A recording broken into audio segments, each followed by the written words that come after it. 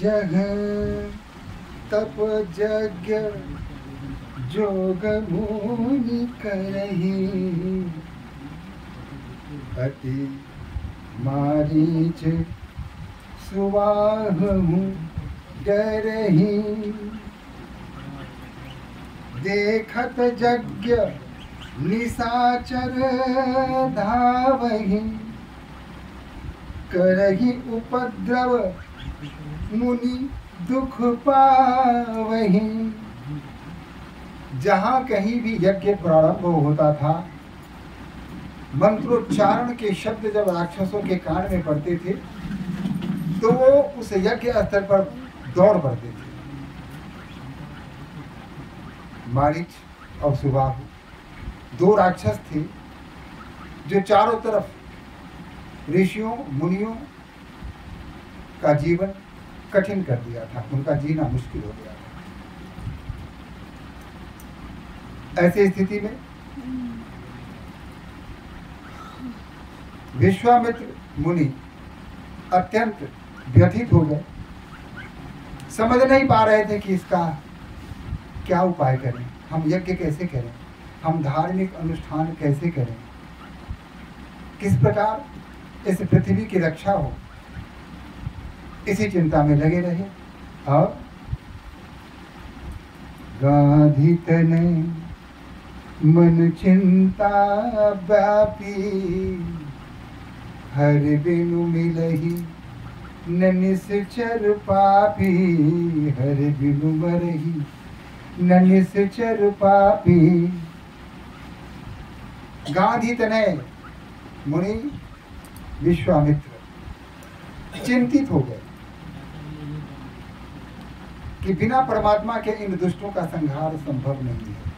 ये राक्षस मारे नहीं जाएंगे, ये इतने शक्तिशाली हैं, इतने बलशाली हैं कि इनका नाश करना मानव के लिए, मुनियों के लिए और सामान्य देवों के लिए असंभव सा है। अतः जो परम परमात्मा है वे ही हम लोगों का को कल्याण कर सकते हैं, इन राक्षसों का संहार कर सकते हैं।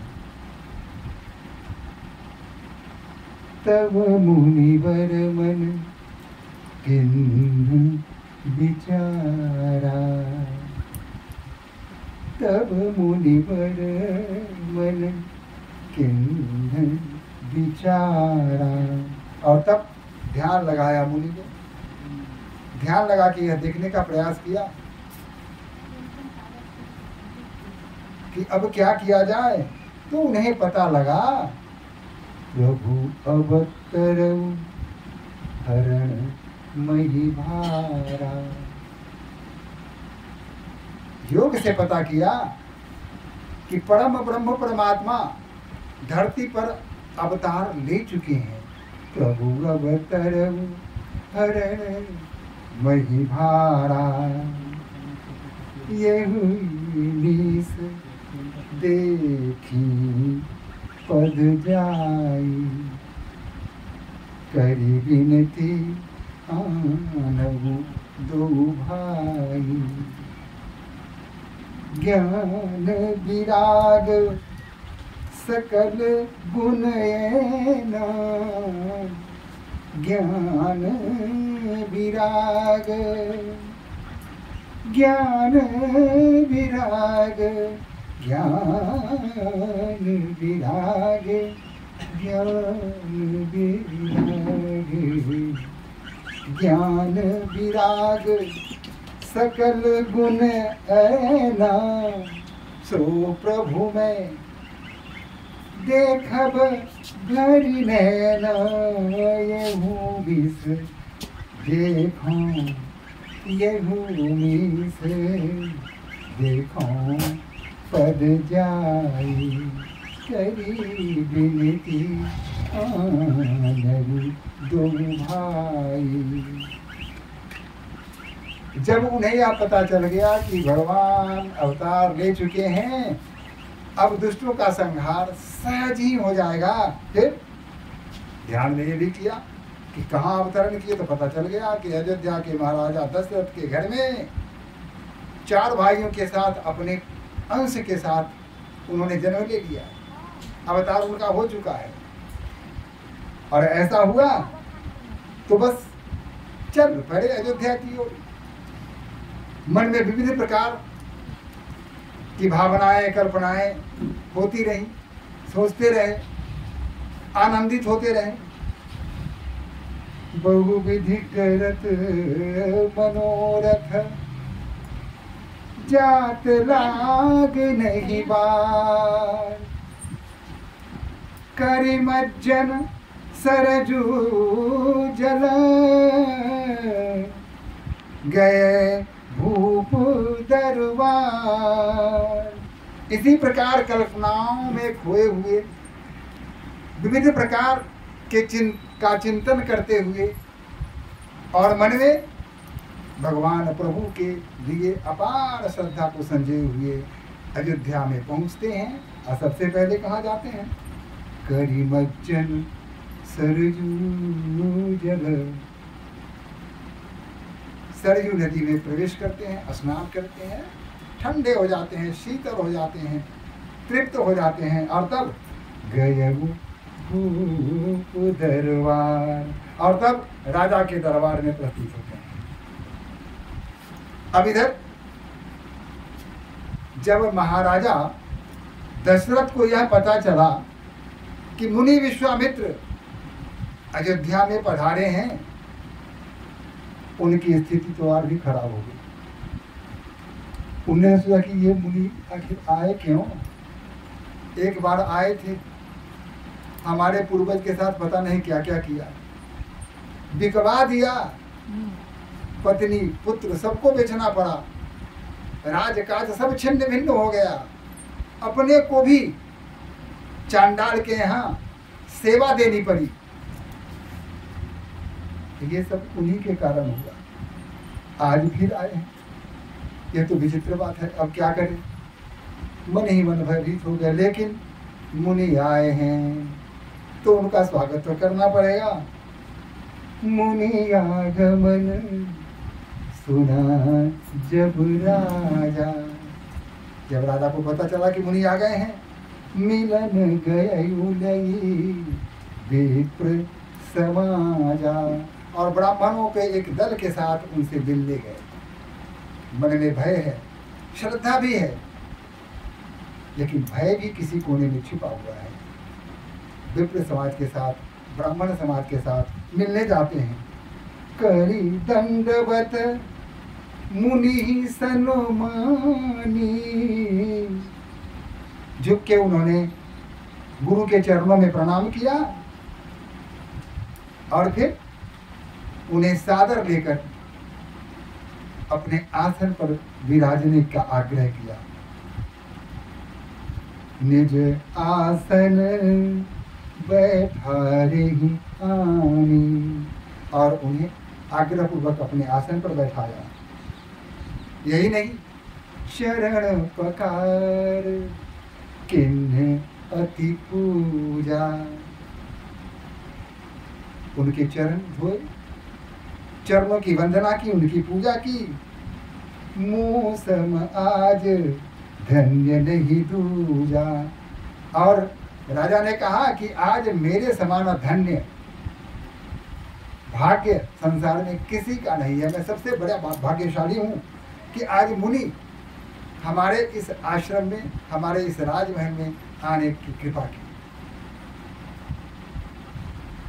अब विविध भांति भोजन करवावा, विभिन्न भांति राज परिवार में कमी किस चीज की है?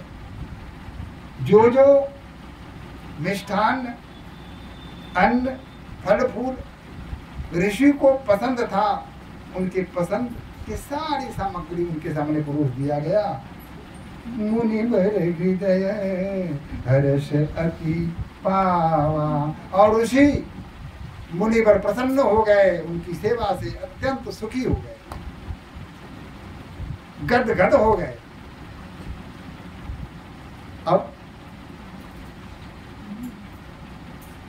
अब अपने मन की बात कहने का अवसर आया। मुनि ने कहा, तन मन हर्षि वचन कहराऊ, तन से मन से हर्षित होकर के राजा ने कहा, क्या कहा? मुनि अस कृपा न किन्हीं काऊ।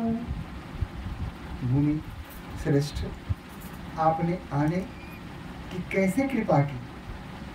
आपके आने का प्रयोजन क्या है? आपने आकर हमें धन्य धन्य कर दिया, लेकिन कुछ तो कारण होगा, कोई हेतु होगा, कृपा कर वह कारण हमें बताएं। तो असुर समूह सतावहि मोहि, मैं जाचन आयऊ नृपुतोहि। राजा सुना, बहुत घबरा गया, डर गया, हो गया, आफत आने वाला है। यही याचना करने आए थे इसी अयोध्या में राजा हरिश्चंद्र के पास, और ऐसी याचना की कि कुछ भी शेष नहीं रहा। आज वही याचना करने आए हैं। लगता है कि मेरे भी दुर्भाग्य अब शुरू होने वाले हैं। अब तक तो चारों तरफ भाग्य ही भाग्य था, 4 पुत्र की प्राप्ति हुई, धन धान्य सब कुछ है, प्रजा सुखी है, चारों तरफ संपन्नता है, धरती लक्ष्मी उगल रही है, चारों तरफ आनंद ही आनंद है, ऋतुएं प्रतिकूल नहीं अनुकूल है। ऐसी स्थिति में अचानक ये वज्रपात अगर हो गया तो मैं क्या करूँगा? भय से कांपने लगते हैं। लेकिन अब वो कहते क्या है? वज्रपात तो होना ही था। अनुज समेत देहु रघुनाथा। राजा ने सुना, हृदय की धड़कन बंद हो गई। उनके चेहरे पर जो मृदुलता थी, आभा थी, गायब हो गई। चारों तरफ से मानो निराशा आकर घेर गई। निशिचर बध में होब सना था, मैं अब तक अनाथ हूं, हमारी देखभाल करने वाला कोई नहीं है, हमारी रक्षा करने वाला कोई नहीं है। ये राक्षस जब आते हैं हम पर अत्याचार करके चले जाते हैं, हम कुछ नहीं उनका बिगाड़ पाते। अगर आप मुझे अनुज समेत देहु रघुनाथा, अब अनुज समेत नाम नहीं लिया, अनुज तो 3 हैं उनके, रघुनाथा के 3 अनुज हैं, भरत हैं, लक्ष्मण हैं, शत्रुघ्न हैं। अब यहाँ किसी का नाम तो नहीं लिया। अनुज समेत देहु रघुनाथा, इसका एक कारण भी है। पहले राम आए, उन्होंने गुरु के चरण की वंदना की और अपने आसन पर बैठ गए। उसके बाद भरत आए, उन्होंने भी गुरु की वंदना की और राम जी के जस्ट बगल में बैठ गए ताकि भगवान श्री राम का चंद्रमुख वह देख सके। उसके बाद लक्ष्मण जी आए और लक्ष्मण जी जाकर के राम जी के ठीक पीछे बैठ गए। उसके बाद शत्रुघ्न जी आए और वो भी भरत जी के ठीक पीछे जाकर बैठ गए। तो स्वभावतः मुनि ने समझ लिया कि राम के साथ लक्ष्मण ही हो सकते हैं और भरत के साथ शत्रुघ्न ही हो सकते हैं। अतः उन्होंने समझ लिया कि राम लक्ष्मण की जोड़ी ही हमारे कल्याण का कारण बन सकती है, इसके अतिरिक्त और कोई मार्ग नहीं है। इसलिए उन्होंने कहा अनुज समेत, यानी लक्ष्मण के साथ देहु रघुनाथा, भगवान श्री राम को हमारे सुपुर्द कर दीजिए ताकि मैं निश्चर वध में समर्थ हो सकूं। अब तक जो मैं अनाथ हूं वह सनाथ हो सके। देहु भूप मन हर्षित तजहु मोह अज्ञान, धर्म सुजस प्रभु तुम को इनका अति कल्याण। कहा कि हे राजा, आपके मन में जो पुत्र मोह है उसका परित्याग कर दीजिए और आप यह जो सोचते हैं कि यह पुत्र आपका है, इस अज्ञानता को भी दूर कर लीजिए। ये पुत्र सिर्फ आपका नहीं है, क्योंकि विप्रधेन सुर संतहित इनका अवतार ही विप्र धेनु और सुसंत की रक्षा के लिए हुआ है, राक्षसों के वध के लिए ये आए हैं। अतः यह भूल मत कीजिए, अज्ञानता में मत पड़िए कि आपका पुत्र है और आपके अधीन ही रहेंगे और आपके राजमहल में ही रहेंगे। ये आपके राजमहल के लिए नहीं बने हैं। ये जिस कार्य के लिए आए हैं उस कार्य के लिए प्रेरित कीजिए, उस अज्ञानता को दूर कर दीजिए। लेकिन सुनी राजायति अप्रिय वाणी, हालांकि गुरु जी ने बड़े प्रेम से मधुर शब्दों में उन्होंने अपनी बात कही, लेकिन राजा को लगा जैसे ये बम फूट रहे हैं, जैसे बिजली कड़क के बादल गरज के ऊपर से माथे पर ठनका गिर रहा हो, कुछ ऐसा लगा।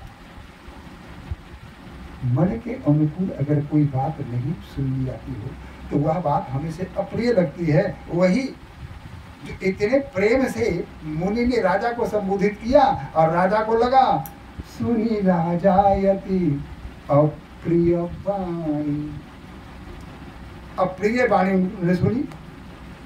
हृदय कंप मुख ज्योति कुमुलानी, और हृदय की धड़कन तेजी से बढ़ने लगी। लगता था कि अब हृदय फट के बाहर निकल आएगा, और चेहरे पर जो कांति थी वह विलुप्त हो गई, चेहरे पर मुर्दाना सा हो गया, एकदम चेहरे का रंग ही उतर गया। और हाथ जोड़ के बोला चौथे पन पायऊ सुतचारी। हे मुनि श्रेष्ठ, बुढ़ापे में चौथे पन में मैंने ये 4 पुत्र पाए। वे प्रवचन नहीं कहे विचारी। हे मुनिवर, लगता है आपने सोच विचार के नहीं कुछ कहा है। आपने जो कहा है वह बिना विचारे कह दिया है। आप तनिक जो कुछ भी आपने जो कहा है और हमसे आग्रह किया है, मांगा है, उस पर पुनर्विचार कीजिए। लगता है बिना विचारे ही आपने कह दिया है। मांगऊँ धेनु धन कोसा, क्या कि आप पृथ्वी मांग लीजिए, भूमि मांग लीजिए, गौ मांग लीजिए, जितना धन चाहे उतना मांग लीजिए, पूरा खजाना ही आप ले लीजिए। सर्वस देव आज सहरोसा, मैं अपना सर्वस्व खुशी के साथ आपके कदमों पे रख दूंगा, आपके चरणों पे रख दूंगा। देह प्राण ते प्रिय कछु नहीं, यह तन और इस प्राण से बढ़कर मनुष्य के लिए कोई भी चीज प्रिय नहीं होता। मुझे भी प्रिय है, लेकिन सो मुनि देव निमिष एक माही, एक क्षण में मैं अपना तन और अपने प्राण आपके कदमों पर, आपके चरणों पर सुपुर्द कर दूंगा, प्राण त्याग दूंगा। आप जो भी मांगना चाहे मांग लीजिए, लेकिन राम को मत मांगिए। कहा उन्होंने सब सुत प्रिय मोही प्राण की नाही। हे मुनिवर, ये 4 पुत्र मेरे प्राण की तरह प्रिय है।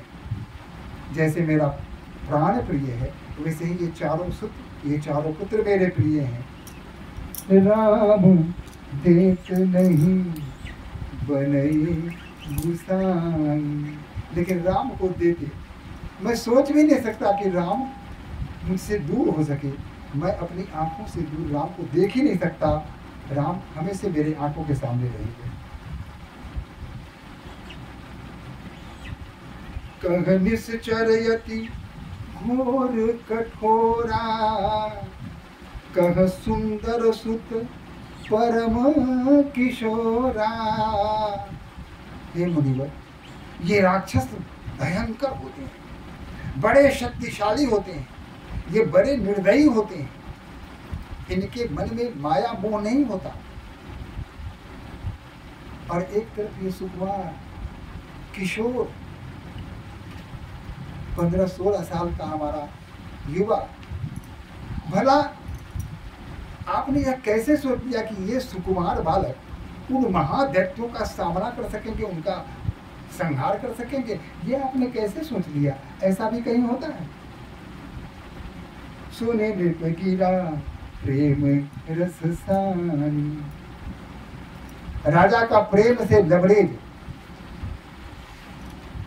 जब बात सुनी मुनि ने, तो उनको क्या हुआ? हृदय हरस माना मुनि ज्ञानी। अब राजा की इन बातों से मुनि को क्रोध आना चाहिए। राजा को क्रोधित होकर के कुछ कहते, लेकिन नहीं, राजा ने जो कुछ भी कहा इससे मुनि क्रोधित नहीं हुए। हृदय हर्ष, हृदय में आनंद भर गया। हर्ष मुनि ज्ञानी, हर्षित हो गए जो ज्ञानवान है, क्योंकि देखा कि कितना प्रेम है, इसी को मोह कहते हैं। इस मोह के बंधन में राजा बंध गए हैं। ज्ञान का प्रकाश अभी इनके हृदय पर पड़ा नहीं है, इसीलिए ऐसी बातें कर रहे हैं। लेकिन उनको इस प्रेम को जब देखा तो उनके हृदय में हर्ष भर गया, और वहां पाया कि इतना प्रेम तो मेरे हृदय में प्रभु के लिए नहीं है। यही कारण है कि प्रभु हमारे घर जन्म न लेकर के राजा दशरथ के पास जन्म लिए, इसी प्रेम के कारण। और ऋषि ने राजा दशरथ के हृदय में जो भगवान राम के प्रति प्रेम था, उस प्रेम को उन्होंने नमस्कार किया, मन ही मन नमस्कार किया।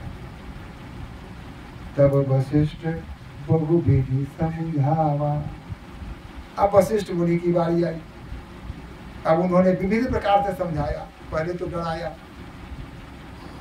कि राजन, ये वही मुनि हैं जिन्होंने आपके पूर्वज से वरदान लिए थे, और उस वरदान में पूरा राज्य ले लिया था, और उन्हें दर दर भटकना पड़ा था, दुखों का पहाड़ उनके सर पर आ गया था। उनका पुत्र सर्पदंश के कारण जिसकी मृत्यु हो चुकी थी, उसको अंतिम संस्कार करने के लिए उनके पास एक गज कफन तक नहीं छोड़ा था, कुछ भी नहीं बचा था उनके पास। इसलिए जरा समझ के कुछ भी सोच, बोलने के पहले थोड़ा समझ लीजिए कि ये ऋषि क्या कर सकते हैं। फिर उन्होंने समझाया कि ये जो आपके चारों पुत्र हैं, ये विश्व के भार को हरने के लिए अवतार लिए हैं। आप अगर इन्हें अपने मुंह पाश में बांध के रखेंगे, राजमहल के भीतर रखेंगे, तो संसार में जो इतना अत्याचार हो रहा है, सुर नर मुनि ये सभी त्राहिमाम कर रहे हैं, धर्म कार्य बिल्कुल समाप्त हो चुका है, तो इसको पुनर्स्थापना करने के लिए आए हैं, तो कैसे स्थापना कर पाएंगे? इसलिए आप इनको जाने दीजिए। उन्होंने ये भी बताया कि जानते हैं कि जाएंगे कहाँ? बिहार में जाने वाले हैं। अब बिहार में भी मिथिला में जाएंगे। आप नहीं चाहते कि आपके बेटे का विवाह हो? मिथिला में जाएंगे तब ना वहां विवाह होगा। क्या पुत्र वधू को देखने की आपकी इच्छा नहीं हो रही है? राजा का धीरे धीरे धीरे मन डूबता गया, और तब अति आदर दो तनय बुलाए, राम लक्ष्मण को आदर के साथ बुलाया। अब एक बात है, पुत्र तो पिता को आदर के साथ बुलाते हैं, लेकिन पिता पुत्र को आदर के साथ बुलावा, आदर के साथ। अति आदर दो तनय बुलाए, आदर के साथ दोनों पुत्र को। कौन दो तनय? कौन? राम और लक्ष्मण, भरत शत्रुघ्न नहीं, राम और लक्ष्मण। हृदय लाई बहुभांति सिखाए, और अपने हृदय से दोनों को लगाया और उन्होंने सिखाया।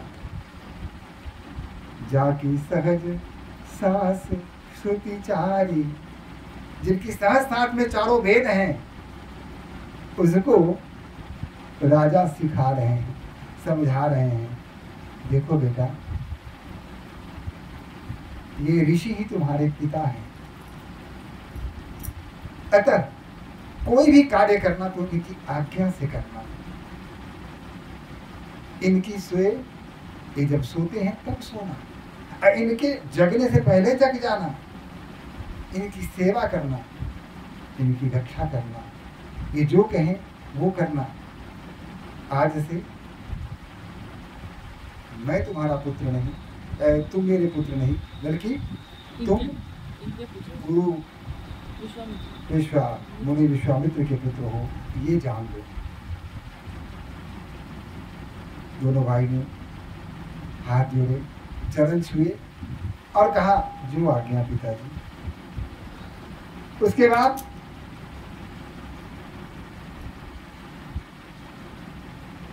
राजा दशरथ मुनि की ओर दोनों हाथ जोड़ करके सर झुकाया और कहा, मेरे प्राण नाथ सुतुदो।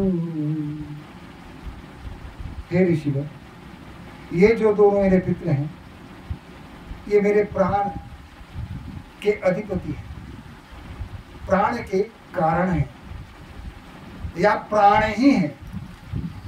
तुम मुनि पिता आन नहीं को, और आप ही इसके पिता हैं, दूसरा कोई नहीं है। अब मैं आज से इसका पिता नहीं, अब इन दोनों के पिता आप हैं। सौंपे भूप ऋषि सुत बहुविधि देगी आशीष, जननी भवन गए प्रभु चले नाई पद शीस। अब दोनों पुत्रों को ऋषि विश्वामित्र के सुपुर्द कर दिया। उसके बाद अब चूंकि राजा दशरथ कह चुके हैं कि आज से, अब से, इस क्षण से ये दोनों पुत्र आपके हैं और ये आपकी आज्ञा का ही पालन करेंगे। तो भगवान राम ऋषि के चरणों की वंदना करते हुए कहते हैं कि हे ऋषिवर, आपकी आज्ञा हो तो मैं अपनी माता का आशीष ले लूं, उनके चरण स्पर्श कर। मुनि ने सोचा कि दबा आप झंझट हो गया। इतने कठिन परिश्रम करने के पश्चात तो राजा को किसी तरह मैंने सहमत किया है कि पुत्र देने के लिए राजी हुए। तो पिता होता है, और माँ, वहां तो माया ही माया है। और अगर माँ कहेगी ना हम ना जाने देंगे तब क्या होगा? मन ही मन व्याकुल हो रहे हैं हमारे ऋषि, और क्या होगा? लेकिन यह भी तो नहीं कह सकते कि मत जाओ, क्योंकि माता से बढ़कर तो विश्व में और कोई दूसरा संबंध है ही नहीं। और उस माँ के पास जाने से रोकने की क्षमता किसी में नहीं है। ऋषि क्या, परमात्मा भी ऐसा नहीं कर सकते। कहते हैं कि भारी मन से कहते हैं ठीक है जाओ बेटा, माता का आशीर्वाद ले आओ। और राम लक्ष्मण वहां से धीरे धीरे पैर बढ़ाते हुए राजमहल के अंदर प्रवेश करते हैं। पुरुष सिंह वीर हर्षि चले मुनि भय हरण, कृपा सिंधु मति धीर अखिल विश्व कारण करण। पूर्ण विश्व के कारण माता के पास जाते हैं, उनके चरणों में सर झुकाते हैं और कहते हैं कि माँ, पिताजी ने मुझे अनुज के साथ मुनि विश्वामित्र के सुपुर्द कर दिया है।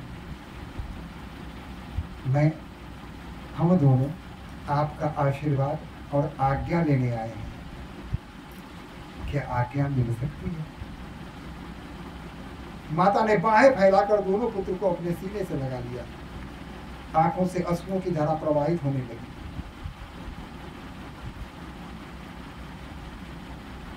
कहा कि मैं जानती हूँ पुत्र, तुम्हारे बिना एक क्षण व्यतीत करना भी मेरे लिए असंभव है। तुम चले जाओगे तो मैं किस प्रकार जी सकूंगी यह कहा नहीं जा सकता है। लेकिन आप जा रहे हैं गुरु के पास में। एक गुरु के पास आप थे जहां विद्या विनय निपुण गुणशीला, विद्या विनयशीलता सारे गुणों से भरपूर आप हो गए उस गुरु की कृपा से, गुरु वशिष्ठ की कृपा से। तो वहां से बहुत कुछ लेकर आए और अब दूसरे गुरु के पास जाना है तो मैं रुक कैसे सकती हूँ? मैं तो सिर्फ मां हूं, तुम्हारे पिता तो सिर्फ पिता हैं, लेकिन गुरु माता भी हैं और पिता भी हैं। क्योंकि गुरु दंड भी देते हैं तो माता की तरह दुलारते भी हैं, पुचकारते भी हैं। जिस प्रकार कुम्हार कच्चे बर्तन को आकार देता है और आकार देने के क्रम में एक हाथ उसके भीतर रहता है और दूसरे हाथ से उस पर प्रहार करता है, यानी दोनों एक साथ चलता है, प्रहार भी और प्यार भी। और यह कौन दे सकता है? गुरु के अतिरिक्त यह शक्ति तो किसी में नहीं है, कोई नहीं दे सकता, सिर्फ गुरु ही ऐसा कर सकते हैं। माँ ने कहा और फिर अपने आंसू पूछे, दोनों पुत्र को पुचकारा, दुलारा, चूमा, बलाइयां ली और फिर अश्रुपूरित आंखों से पुत्र को जाने की आज्ञा दी।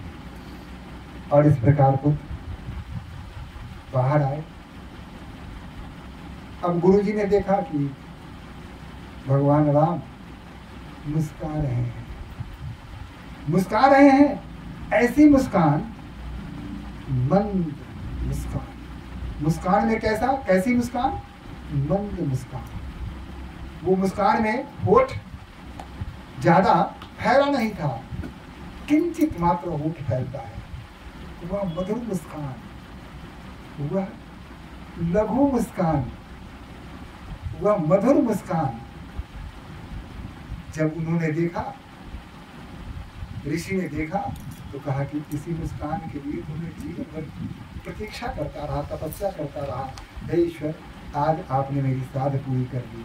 और इस प्रकार राजा से, गुरु वशिष्ठ से आज्ञा लेकर ऋषि राम और लक्ष्मण को लेकर चल पड़े। अब आगे आगे ऋषि जा रहे हैं, उनके पीछे राम और सबके पीछे लक्ष्मण उनका अनुसरण कर रहे हैं। यानी आगे गुरु हैं निर्देशित करने वाले, उसके पीछे भक्त हैं, भक्त जिनकी भक्ति भगवान परम ब्रह्म है, जिनकी भक्ति की जाती है, और सबके पीछे भक्त हैं जो ईश्वर का अनुसरण करते हैं। यानी तीनों का ज्ञान, वैराग्य और भक्ति तीनों का एक साथ लोगों ने दर्शन किया और वो वन के लिए धीरे धीरे प्रस्थान कर रहे हैं। श्री राम जय राम जय जय राम, श्री राम जय राम जय जय राम, श्री राम जय राम जय जय राम, श्री राम जय राम जय जय राम, श्री राम जय राम जय जय राम, श्री राम जय राम जय जय राम।